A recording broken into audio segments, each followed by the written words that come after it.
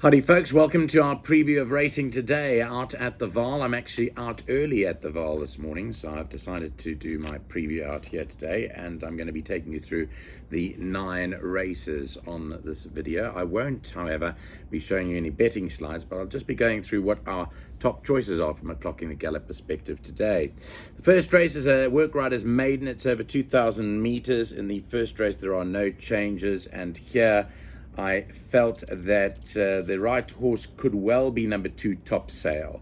Chamu Mabaya rides. The only problem about Chamu is that he hasn't ridden a winner for a long while, but he's been up in the money. This is the right horse. He's the full brother to Code Zero, and I believe he'll be the horse to beat. However, number 7, Sassy with Joe Gwingwiza, the filly, she is getting as many as 3.5 kilos from Top Sail, and I think that she could be the only danger to Top Sail. Her prime example is ridden by Trent Mayhew. Unfortunately, he hasn't ridden any winners from his first 18 rides, but he may crack it today. He'll find it tough, though, I think, to beat number 2, Top Sail. Race 2 has been decimated with the scratching now of number 1, Sprinkles, who's out. So the field of only 5 runners then. Sean Terry holds the key with his 2, Marigold Hotel and Sound of Warning. I thought Sound of Warning with Samanga Kamalo going over the trip for the first time represented a little bit of value in the race. However, I see that she is favourite. I think that Hollywood Bound, number 4's got a chance. And of Johan Janssen van Vuren's 2 runners, obviously Homely Girl now, probably the better of the 2 because Shivers has been rested for a while. So I thought it would probably go Sound of Warning's way ahead of a horse like Homely Girl and Hollywood Bound. By the way, we have done a bipot for you. Chloe Andrews and myself have done a bipot, which will be on our Take a Bet show as well a bit later on. Let's move on to the third race, start of the PA at 1. It's a maiden plate fillies and mares over 1,450 meters. I'm just looking at the changes here. Number 11, Spirit Princess, is now ridden by apprentice Gabriel Peterson, who claims 1.5 kilos. And earmuffs go on number 7, Be In My Bonnet. And that is the horse that I think is the horse to beat, actually. She's got the earmuffs on. She's got the compression mask on. But I thought that she had the most scope for improvement here. She is the half-sister to Bunker Hunt, the half-sister to Salvatore Mundi, but she has been rested for 5.5 months, and her fitness has to be taken on trust. I thought she had very big scope for improvement. On the form, 5 Sky Velocity is a weak horse in terms of the form. I thought she obviously had to have a chance. And then number 11, Spirit Princess, could well be an improver from the same yard. The other one I wanted to mention was number 1, Island Beauty from the Brett Crawford stable. I thought that she could improve too. So for me, 7, Be In My Bonnet was the one I was most interested in.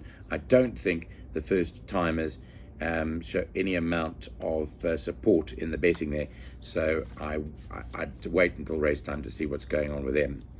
Race 4's off at 2 o'clock. It's the start of the pick 6, a maiden plate over 1,450 meters. Here you can scratch number 9, Wish for the Moon, is out.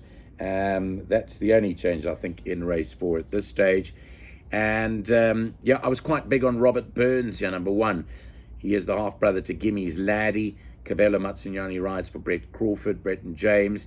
I thought number 5, Bold First, was a very good first effort, and I think that would be the probable danger.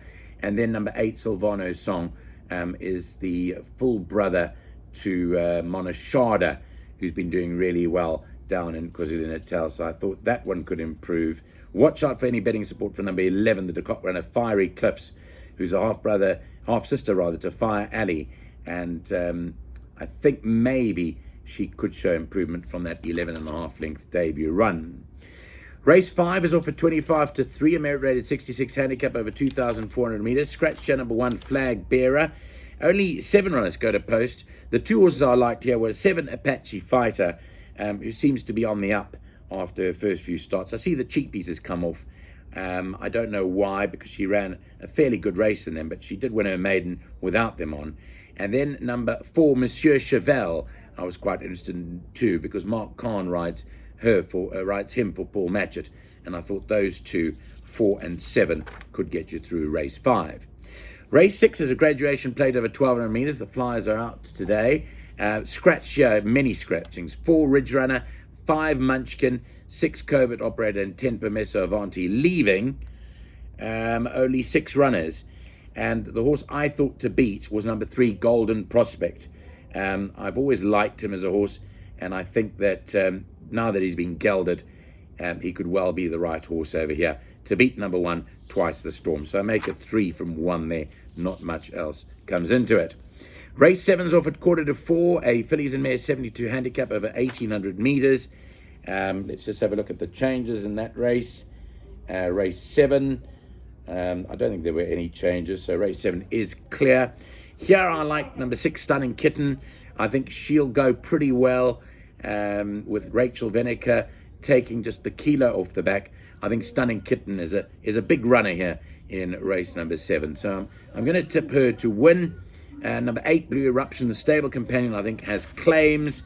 And then maybe number 2 and number 1, Call the Wind and Dark Travel. Dark Travel, I'm worried about the weight.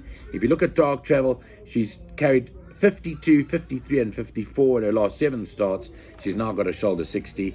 I think that could be well out of a compass today. Therefore, I'm going with Stunning Kitten, Blue Eruption, and possibly the Exum horse, Call the Wind. Race 8's off at 4:15, merit rated 66 handicap over 1,600 meters. And in this race, number 4, Angel Seas without a rider. JP's not riding today, and no scratchings there. Player is my horse here. I think he'll confirm his last 2 wins, and I'm tipping him to go in again. So Player for me, the right horse. Watch out for Fabian Habib's duo, Absolute Value and Lutuli. Absolute Value's gone off form but could bounce back, and Lutuli seems to be a horse that has got it in him to improve. So those are the dangers for me, the 2 Habib runners. And then the 9th and last race off at 4:45 is a merit rated 80 handicap over 1,600 meters. I thought many come into this over here. If I had to tip one of them, sure, despite the fact that he's drawn very badly, Brendan James comes into it. I like Eye of the Prophet again. We liked him last time out when he won well. Duke of Rain with Kamalo's got a chance. Southern Blaze has got a chance. And the maiden winner, Billy Spellbound, has got a chance. So I'm going wide in this race. I think any one of a few could win it. So 5, 6, 7 would probably be my top 3, and 9. 5, 6, 7, and 9 would be my top 4 in the 9th race in no particular order. That's our preview for today. Thanks very much. I know it's a shortened preview, but unfortunately we're